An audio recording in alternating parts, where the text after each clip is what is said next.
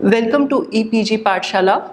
I'm Dr. Aparna Vatve, faculty of Tata Institute of Social Sciences.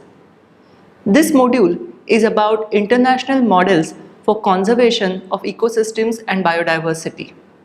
It is part of the paper Environment and Society.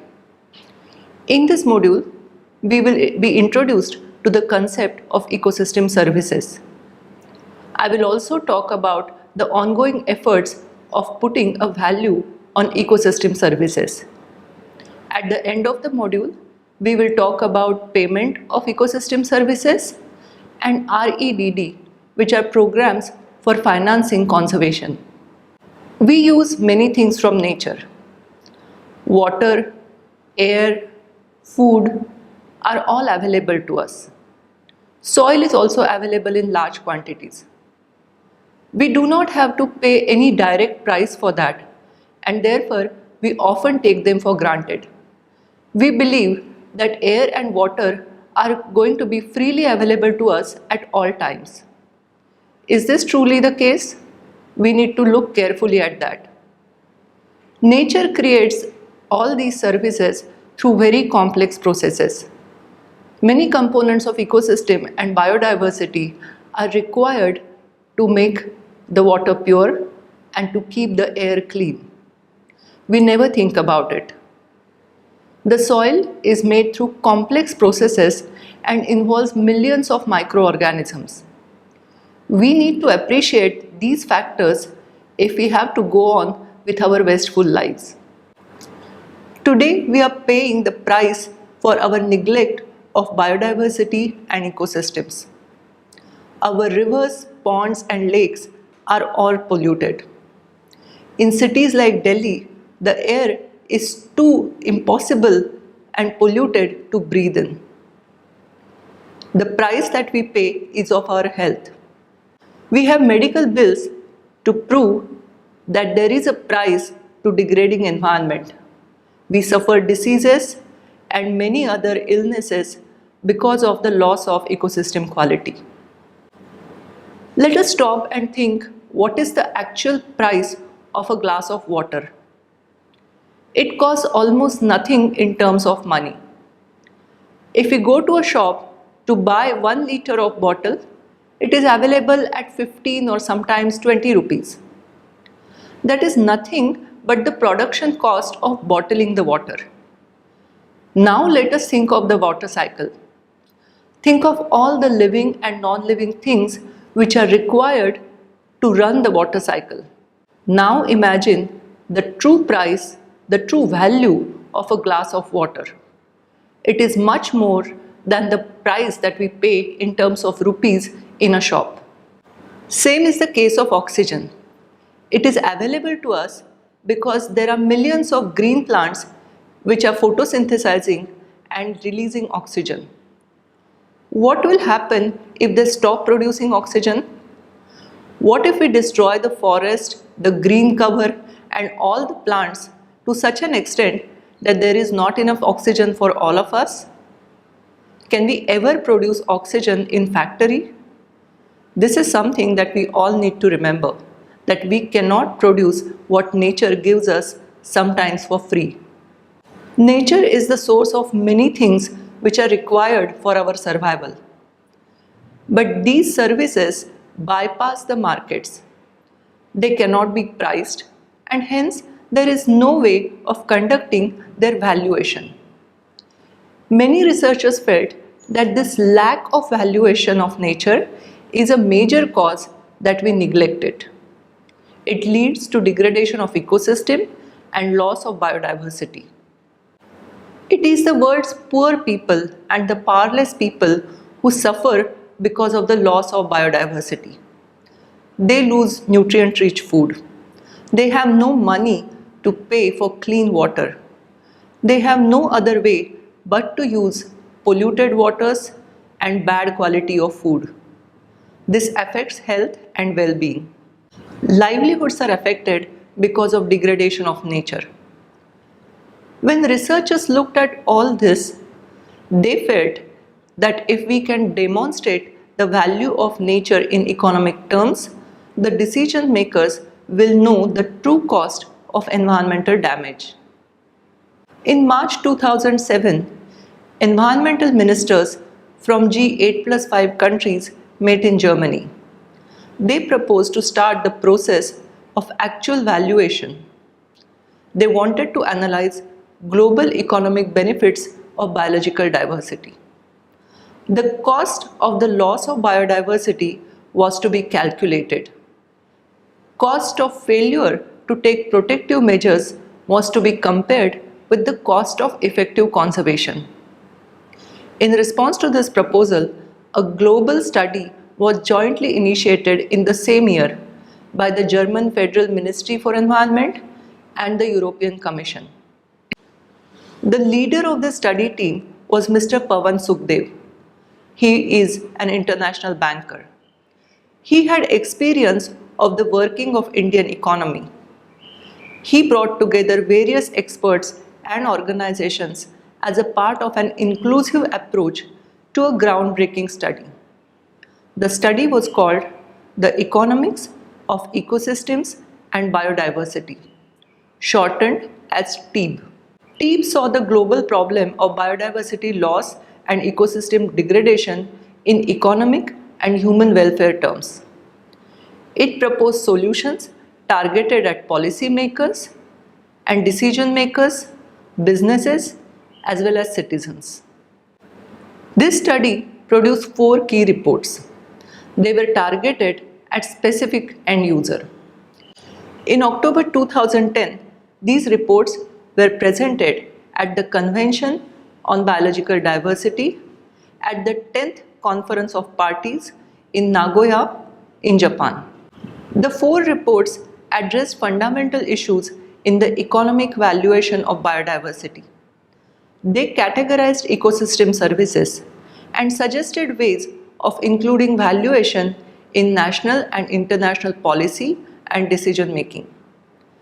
This approach is being tried out in many countries. Brazil, India, Germany, and European Union have taken up their own national studies to look at TEEB. Details of TEEB's approach can be found on their website www.teebweb.org. The TEEB study follows 3 core principles.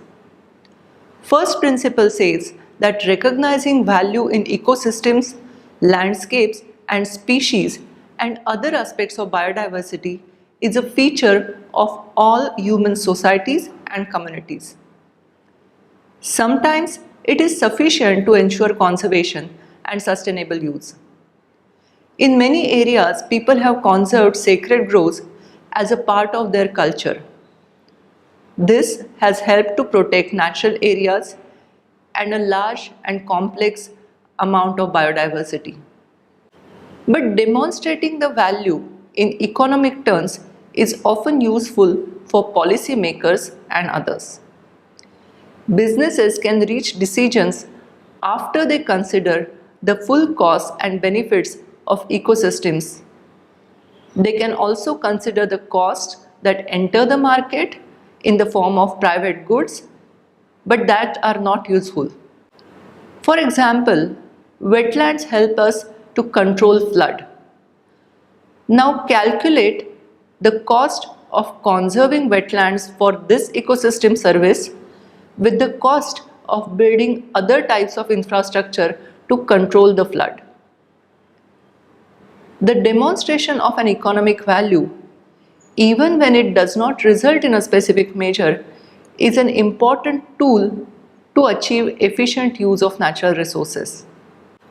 The third core principle says that capturing value involves the introduction of mechanisms that incorporate the values of ecosystem into decision making. This can be done through incentives and price signals. The idea of payment for ecosystem services is introduced here. Reforming environmentally harmful subsidies or introducing tax breaks for conservation has also been tried. There is a very strong link between persistent poverty and the loss of ecosystems and biodiversity. Millennium Development Goals proposed to eradicate poverty and hunger. One of the important goals was improving maternal health, women's status in the society, and reducing child mortality. Economic development was supposed to help us in achieving these. But many of these goals cannot be reached if we continue to neglect and degrade biodiversity. Teague maintains that it is essential to focus on the bottom of the economic pyramid. Win-win situations can target the world's poor while reducing the loss of biodiversity and damage to the ecosystems. For understanding the principles of Teague, it is necessary to define and discuss the ecosystem services. The term ecosystem functions was originally used to refer to the set of ecosystem processes operating within an ecological system, irrespective of whether these services were useful to humans or not. In 1981, Paul and Anne Ehrlich coined the term ecosystem services. This was to capture our understanding of diversity of ecosystem functions. Ecosystem services are formally defined as the benefits that people obtain from ecosystems in the form of goods and services. Some of them are direct gains, like food, water, or medicine. But there are also other indirect gains, such as protection from flood, from other natural disasters, and soil conservation. Natural ecosystems are sinks of all our waste, including carbon. Human development is shaped by environment. There are strong social, cultural, and aesthetic values attached to the nature. The well-being of every human in the world is fundamentally and directly dependent on ecosystem. Ecosystem services are broadly grouped into following categories. First are provisioning services. These are direct benefits obtained from nature. The second are regulating services. These are indirect benefits. These are forms of work by ecosystems which contribute to environment of humans and many other species. Vegetation regulates climate. It also helps in carbon sequestration. The forests control soil erosion and help in water management. These are all examples of regulating services. The third are supporting services. These are indirect benefits that result from natural processes. Pollination is a natural process. Seed dispersal happens by itself in nature. All these are required for agriculture and horticulture that humans depend on. Loss of pollinators leads to heavy financial losses for the crops. Cultural services are indirect benefits that are necessary for various aspects of human culture. Some habitats and species have religious and cultural significance. Millions of people travel every year to different parts of the world just in search of luxury and pleasure. Nature is a source of business as well. Teague report discussed economic valuation methodology. Some of the ecosystem services are considered free and public goods, but there are also financial aspects to this. Many studies worked on the methodologies proposed by Teague. They calculated economic value of the ecosystem services. One study was of global human welfare losses. It recently estimated that between 2 to 4.5 trillion US dollars of natural capital was lost each year if tropical deforestation continued. This is a conservative projection. It does not include all the ecosystem services that come from the forest. Another study was of the global marine fishing industry.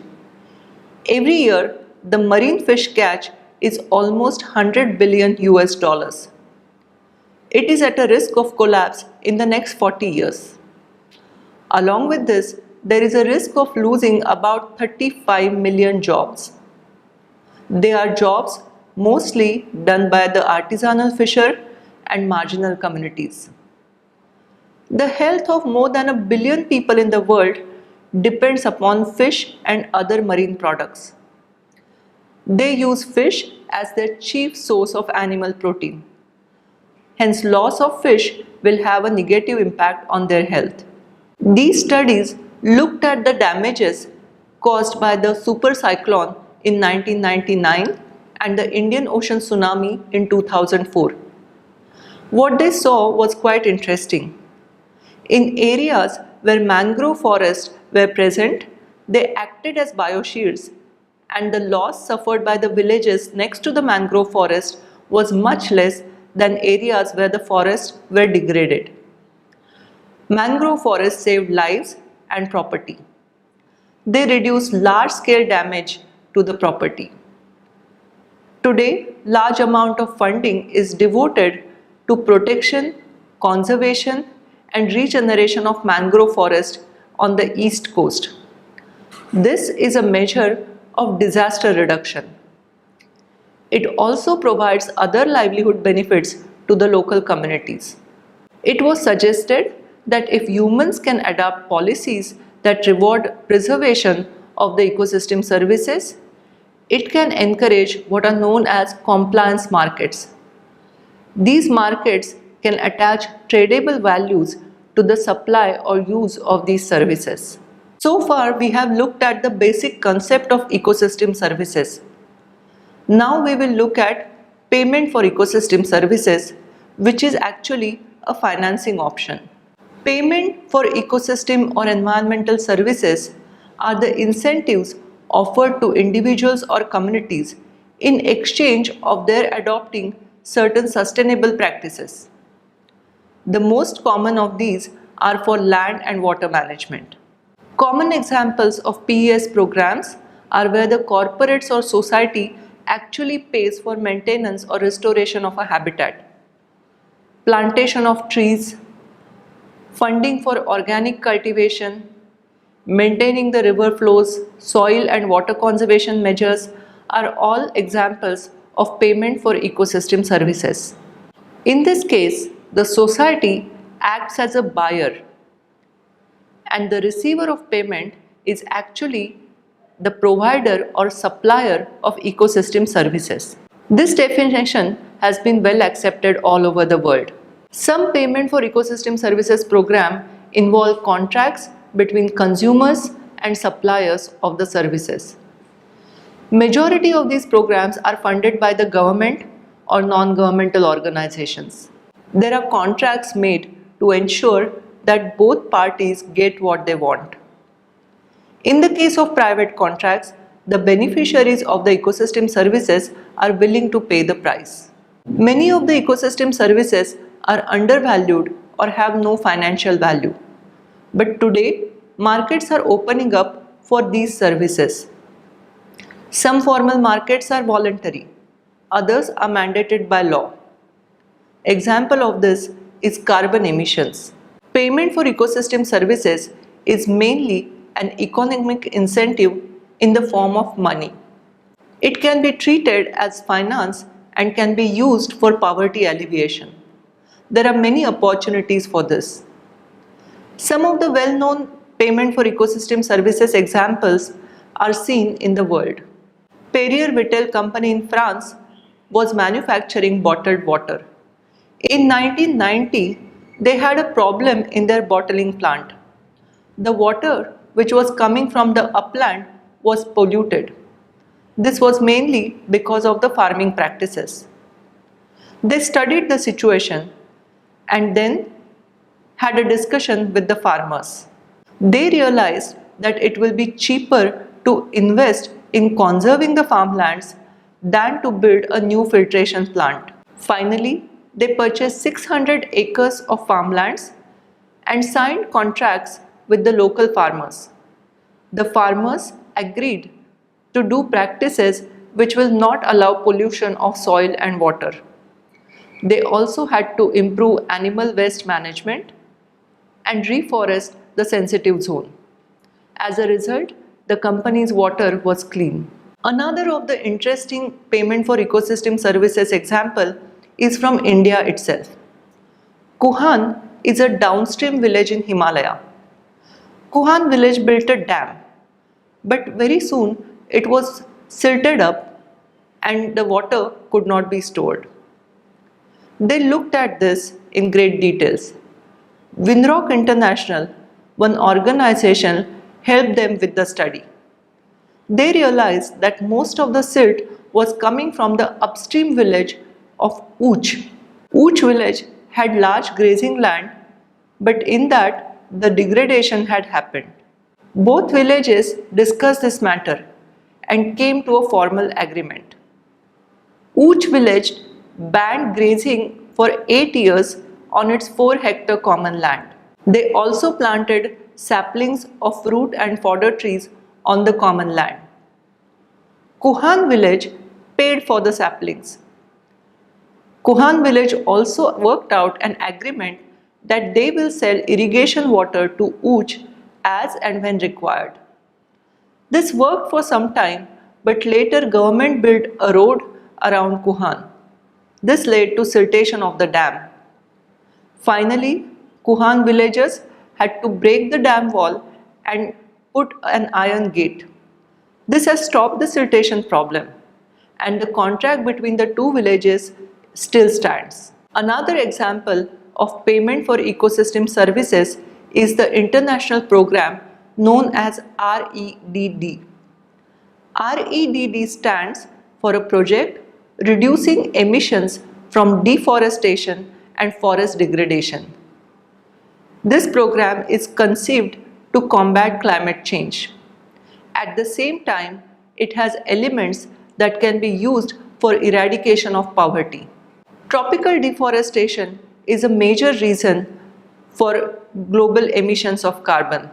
In REDD, it was proposed that tropical nations can be encouraged to plant and take care of their forest, and for this, the developed countries will devise funding mechanisms for support.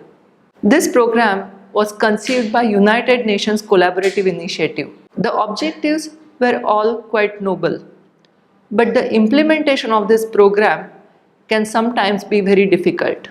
In this program, it is expected that the local communities, the indigenous people, are all consulted before any management of forest is undertaken.